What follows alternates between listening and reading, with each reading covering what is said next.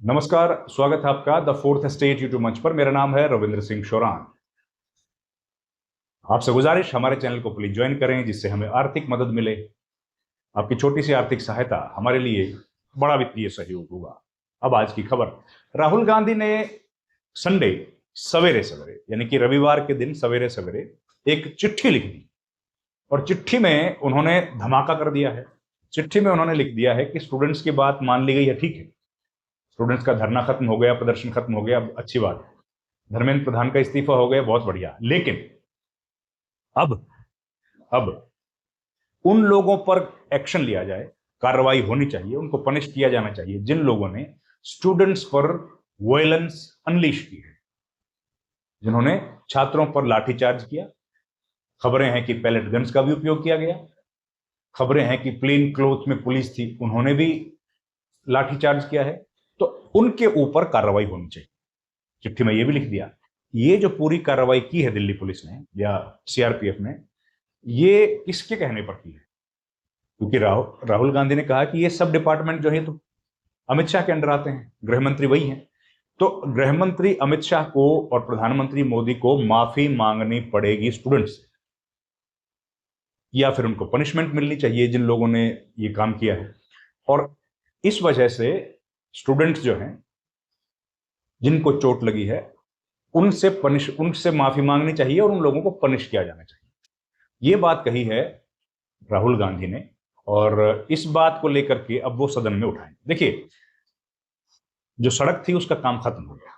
सड़क पर आंदोलन हुआ। कॉकरोच जनता पार्टी ने एक शानदार, कामयाब, जबरदस्त आंदोलन किया, ऐतिहासिक आंदोलन किया।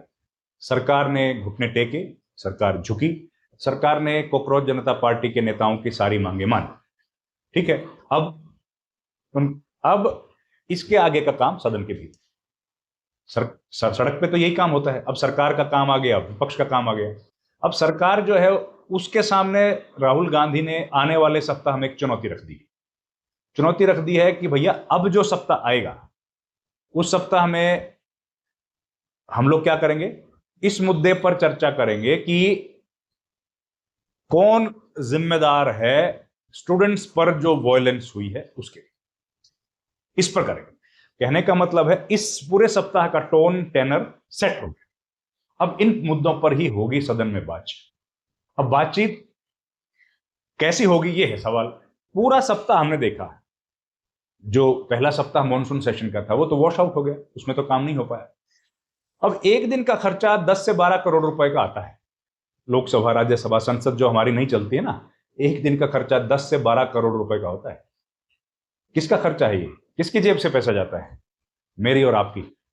हमारी जेब से पैसा जाता है 10 से 12 करोड़ रुपए। क्यों? क्योंकि सिक्योरिटी वहां पर बढ़ाई जाती है, सारे मंत्री आते हैं, सांसद आते हैं, उनका स्टाफ आता है, दूर दूर इलाकों से सारे मंत्री, स्टाफ, सांसद आते हैं, एक्स्ट्रा सिक्योरिटी फोर्सेज होती हैं, आईटी का वहां पर काम किया जाता है, और बाकी लोग जो हेल्प करने के लिए, डॉक्टर्स, मतलब तमाम तरह की चीजें वहां पर सुविधाएं मुहैया कराई जाती हैं।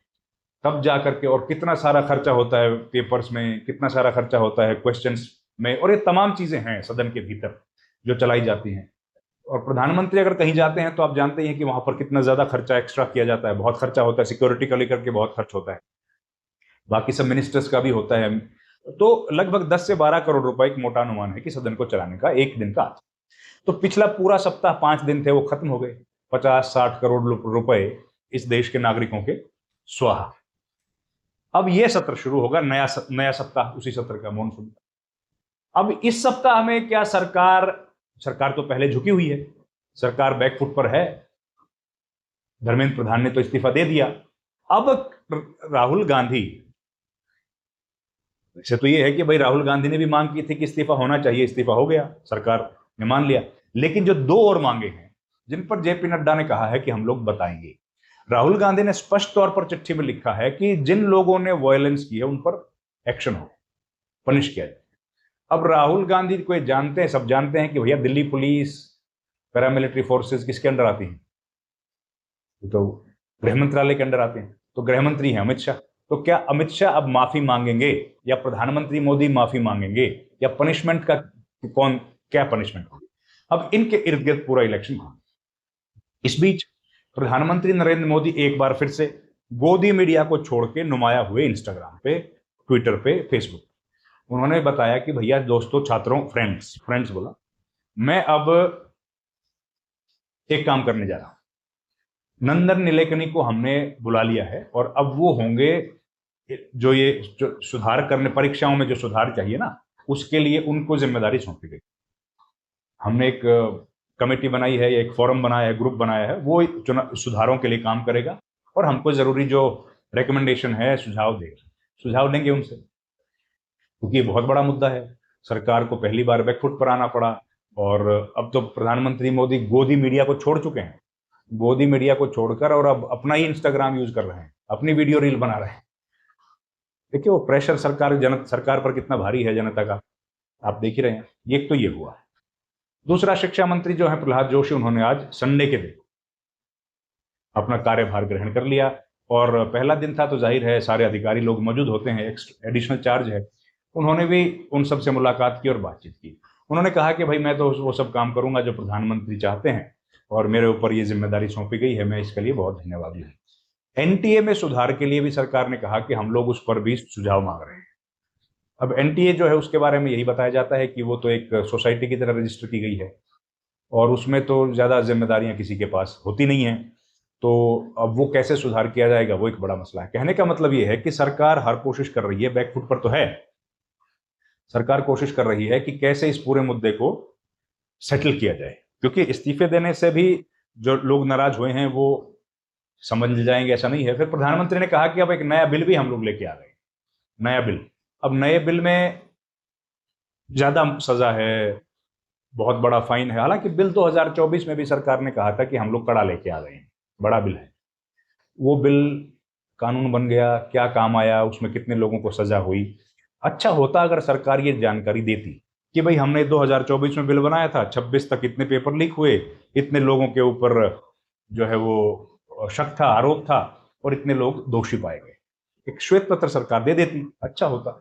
लेकिन ऐसा कुछ अभी सरकार ने नहीं दिया है। सरकार ने केवल दिया है एक आश्वासन कि हम लोग कठोर बिल लाएंगे।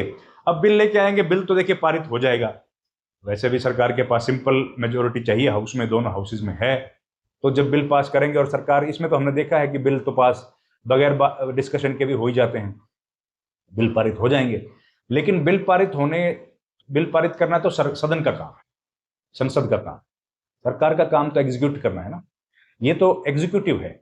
और एग्जीक्यूटिव अभी तक इसमें बिल्कुल नकारा साबित हुआ है, काम करते हुए नहीं दिखा है, कितने लोगों को भी सजा नहीं हुई है। तो ये बड़े महत्वपूर्ण विषय हैं जो हम लोग आने वाले सत्र में देखेंगे और देखेंगे।